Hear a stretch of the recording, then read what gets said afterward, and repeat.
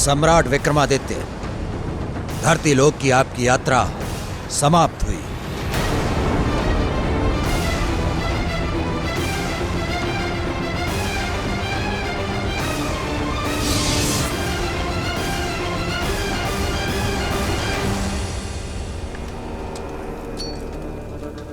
समझ में नहीं आ रहा है, काल अभी तक आया क्यों नहीं? यमराज के चरणों में काल का प्रणाम। कहां थे काल तुम? इतना विलंब क्यों लग गया आने में? जबकि तुम ध्वनि की गति से जाते हो और बिजली की गति से आते हो। महाराज, पृथ्वी लोक में एक सत्य पुरुष ने मुझे रोक लिया था। उसने मुझे बंदी बना लिया। परिणाम स्वरूप जिसको मुझे लाना था उसके स्थान पर किसी और को लाना पड़ा। किसे लेकर आए हो?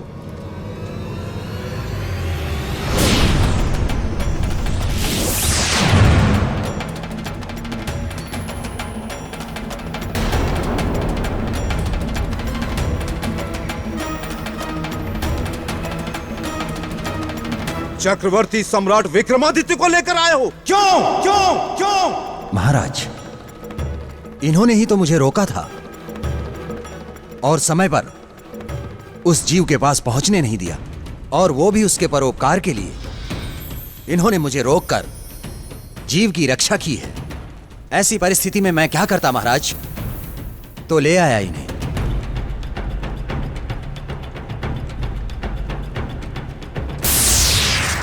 यमराज, ये क्या अनर्थ किया है काल ने?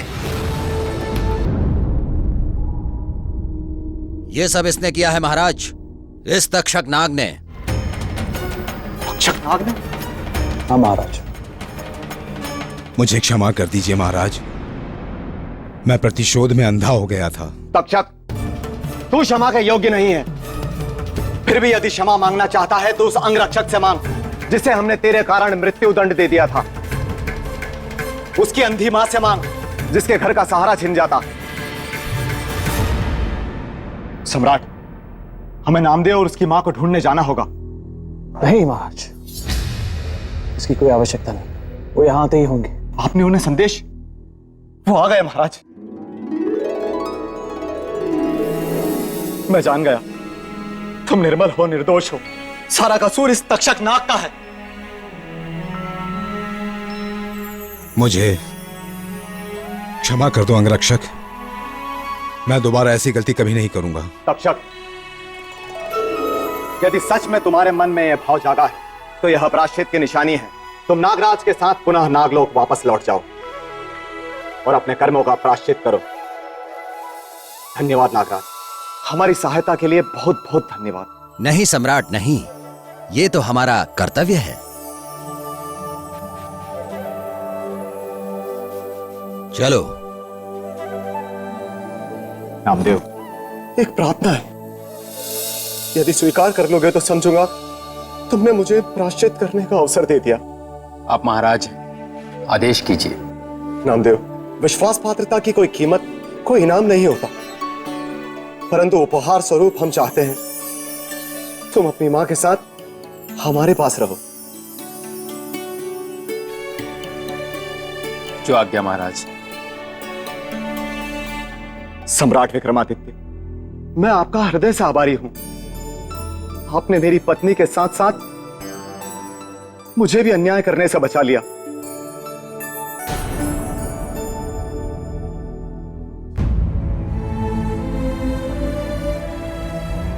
क्या बात है महारानी राजेश्वरी, इस खुशी के अवसर पे आपकी आंखों में आंसू क्यों? हमारा अनुष्ठान अधूरा ही रह गया, अब हम निसंतान ही रह जाएंगे। अब हमें इस राज्य को छोड़कर जाना होगा।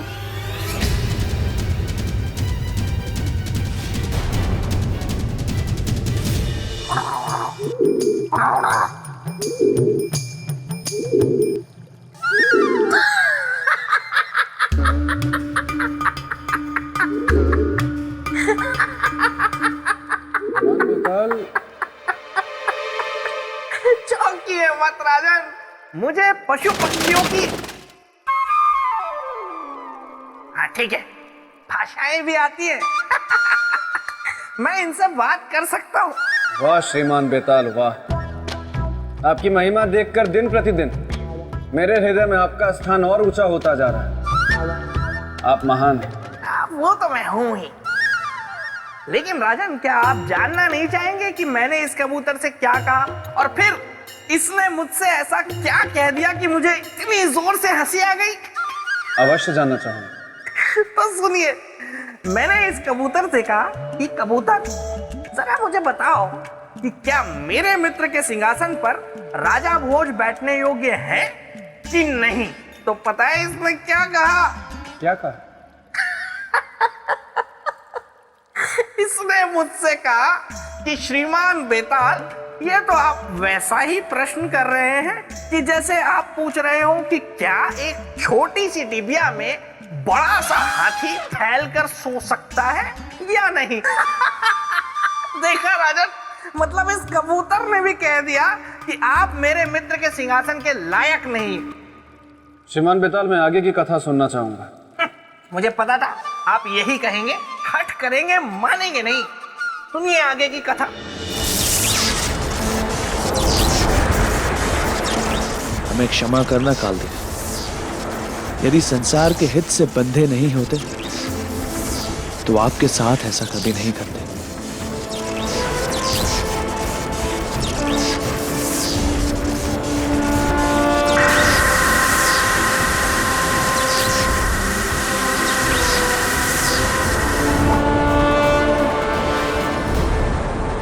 अब आप मुक्त हो, आप अपने लोक वापस जा सकते हैं कालदेव। चक्रवर्ती सम्राट विक्रमादित्य, आपने अपना परोपकार करके अपनी समस्या का समाधान कर लिया, किंतु हमारी समस्या का समाधान अभी तक नहीं हुआ। हमारी समस्या वैसी की वैसी है। क्या है आपकी समस्या कालदेव? हमारी समस्या यह है कि हम यहां से खाली हाथ, बिना किसी आत्मा को अपने साथ लिए यहां से लौट नहीं सकते। आप तो न्यायप्रिय सम्राट विक्रमादित्य हैं ना? अब आप ही हमारा न्याय कीजिए। विधि के विधान के अनुसार किसका जीवन हम साथ लेकर जाएं? कौन है जो अपनी इच्छा से अपने प्राण त्यागेगा और विधि के विधान को पूरा करेगा? हमें किसी का जीवन दीजिए विक्रमादित्य, हमारा आना सार्थक कीजिए। काल मेरे मित्र के सामने खड़ा था और ऐसे अड़ा था क्योंकि चुनौती शक्ति की नहीं थी बल्कि न्याय की थी कि काल के साथ न्याय हो तो कैसे हो, और बिना न्याय हुए वो जाने को तैयार ही नहीं था। और यह अटूट सत्य है, था और रहेगा कि काल एक बार आ गया तो बिना प्राण लिए वापस नहीं लौट सकता। सम्राट, क्या सोचा आपने? क्या है मेरा न्याय? शीघ्र बताओ, क्योंकि जब तक आप न्याय नहीं करेंगे मैं यहां से नहीं जाऊंगा, और जब तक मैं यहां से नहीं जाऊंगा विधि की व्यवस्था और समय का चक्कर रुका रहेगा, और इस व्यवस्था को बाधित करने के उत्तरदायी होंगे आप। हमारे कारण ना तो विधि की व्यवस्था में बाधा आएगी और ना ही समय का चक्र रुकेगा। तो शीघ्र बताइए। आपको केवल एक ही आत्मा चाहिए ना, फिर वो चाहे किसी की भी हो। भेद केवल देह में होता है, आत्मा तो सबकी एक जैसी होती है। आप यमलोक चलने की तैयारी कीजिए कालदेव। किंतु वो जीव कहाँ है जिसकी आत्मा मैं अपने साथ लेकर जाऊंगा? वो जीव आपके सामने खड़ा है कालदेव। क्या आप? हाँ कालदेव, आप हमारे शरीर से हमारी आत्मा को निकाल दीजिए। नहीं नहीं, मैं ये नहीं कर सकता सम्राट। मैं आपके प्राण नहीं ले सकता सम्राट। किंतु क्यों? आपको तो केवल एक आत्मा ही चाहिए ना। आपके प्राण लेने का अर्थ है संपूर्ण पृथ्वी लोक का नष्ट, हाहाकार, अंधकार। आपकी पत्नी, आपकी प्रजा, इन सब का क्या होगा? सब टूट जाएगा, सब बिखर जाएगा। कुछ नहीं टूटेगा और कुछ नहीं बिखरेगा कालदेव। समय के लेप ने बड़े से बड़े घाव को भर दिया है। फिर ये शरीर भी तो मिट्टी का ही बना है। इस शरीर को भी एक न एक दिन मिट्टी में ही तो मिल जाना है। तो फिर ये आज ही क्यों नहीं कालदेव? ठीक है, मुझे न्यायप्रिय, परोपकारी चक्रवर्ती सम्राट विक्रमादित्य का न्याय स्वीकार है।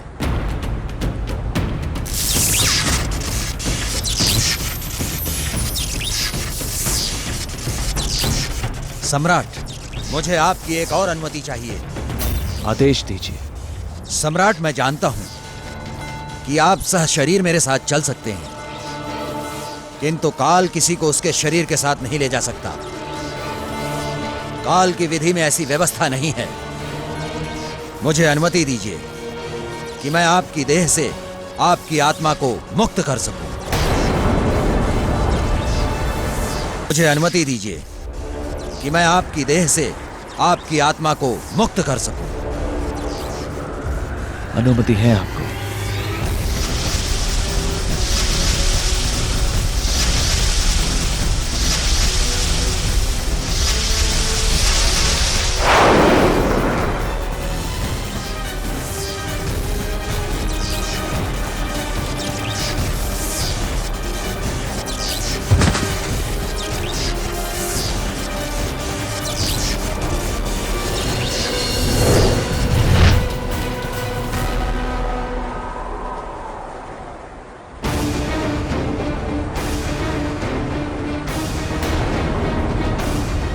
सम्राट विक्रमादित्य, धरती लोक की आपकी यात्रा समाप्त हुई।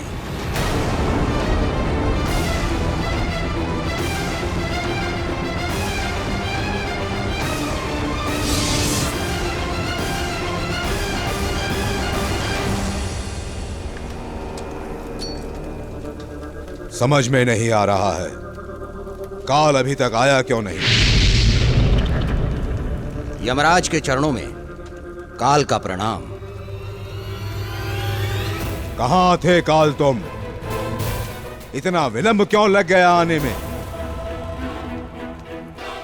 जबकि तुम ध्वनि की गति से जाते हो और बिजली की गति से आते हो। महाराज, पृथ्वी लोक में एक सत्य पुरुष ने मुझे रोक लिया था। उसने मुझे बंदी बना लिया। परिणाम स्वरूप जिसको मुझे लाना था, उसके स्थान पर किसी और को लाना पड़ा। किसे लेकर आए हो?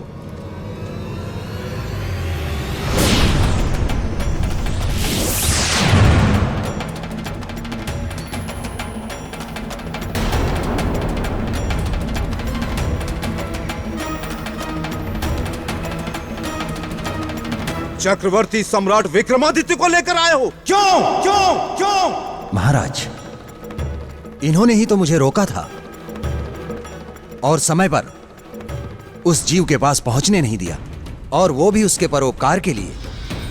इन्होंने मुझे रोककर जीव की रक्षा की है। ऐसी परिस्थिति में मैं क्या करता महाराज? तो ले आया इन्हें।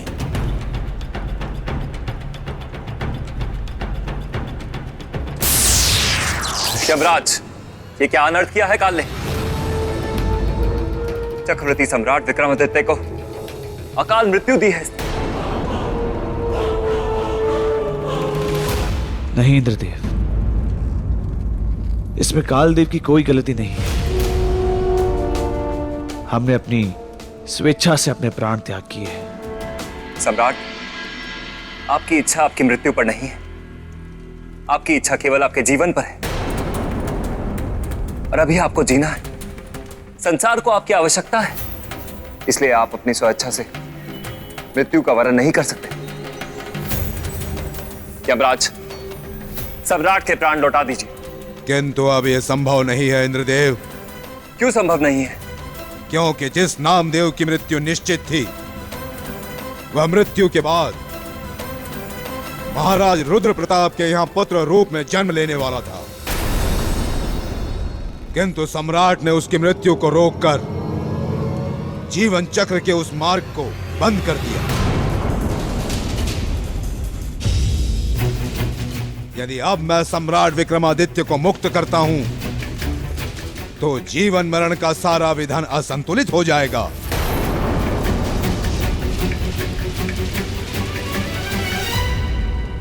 उस भूल, इस असंतुलन को सुधारने का कोई उपाय? एक उपाय है, एक उपाय है। वह क्या? यदि सम्राट विक्रमादित्य राजा रुद्र प्रताप के जीवन में अपने कर्म पुण्य से संतान की व्यवस्था कर दें। यदि सम्राट ने ऐसा किया तो आप इन्हें इनके प्राण लौटा देंगे? अवश्य। ठीक है, तो लौटा दीजिए इन्हें इनके प्राण। बस केवल एक सप्ताह के लिए लौटाऊंगा इनका जीवन। उसी एक सप्ताह में इन्हें राजा रुद्र प्रताप के यहां संतान की व्यवस्था करनी होगी। यमराज, सम्राट विक्रमादित्य बहुत ही प्रतापी सम्राट है, वे अवश्य सफल होंगे। किंतु सफल इन्हें निर्धारित समय के भीतर होना होगा इंद्रदेव। यदि एक सप्ताह के भीतर संतान की व्यवस्था कर देंगे तो जीवन और मरण का चक्र तो बचेगा ही, साथ ही इनका जीवन भी समाप्त होने से बच जाएगा। अन्यथा इनकी मृत्यु को कोई टाल नहीं पाएगा।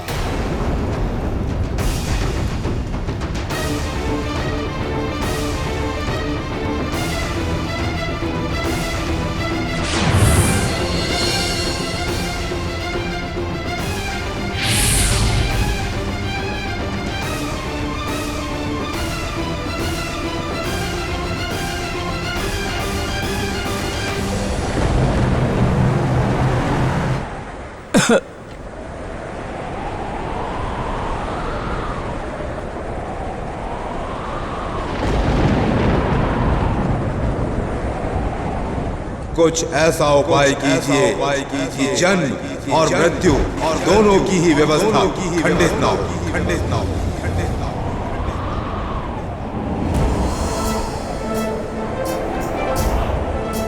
अब इस कार्य में विधाता ब्रह्मदेव ही हमारी सहायता कर सकते हैं। ओम ब्रह्मदेवाय नमः। ओम ब्रह्मदेवाय नमः। ओम ब्रह्मदेवाय नमः।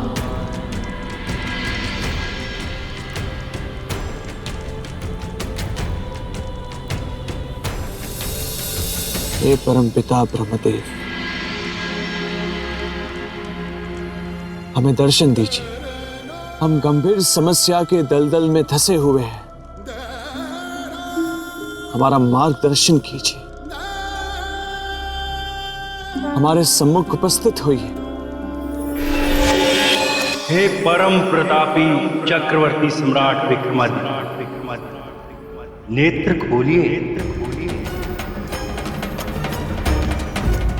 कहिए क्या समस्या है? हम किस प्रकार आपकी सहायता कर सकते हैं?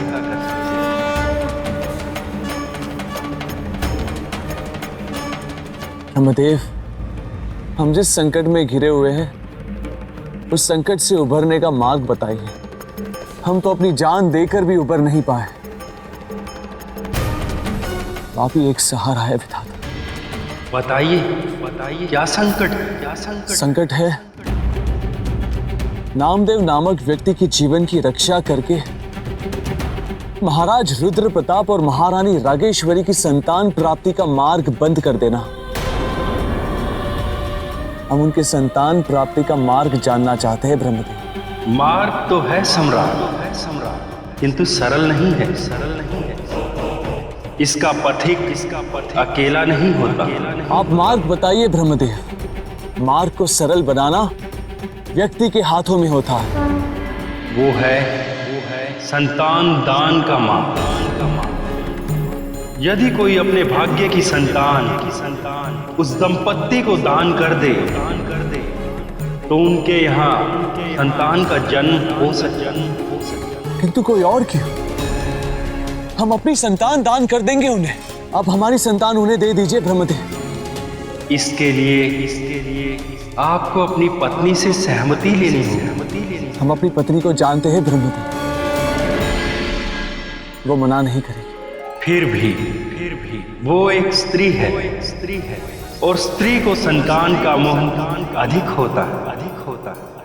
हम उन्हें मना लेंगे ब्रह्मदेव। और ये भी जान लीजिए कि आपके भाग्य में केवल एक ही संतान है।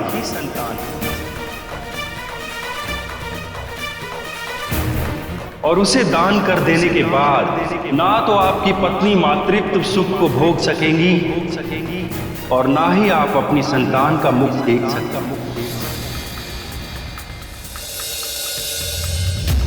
अभी निर्णय आपको करना है।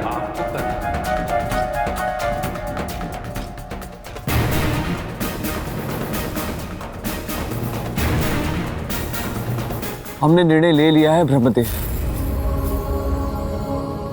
यदि हमारे परोपकार से किसी का जीवन सुखमय होता है तो हमें वो परोपकार कर देना चाहिए। आप हमारे भाग्य की संतान उन्हें दे दीजिए ब्रह्मदेव।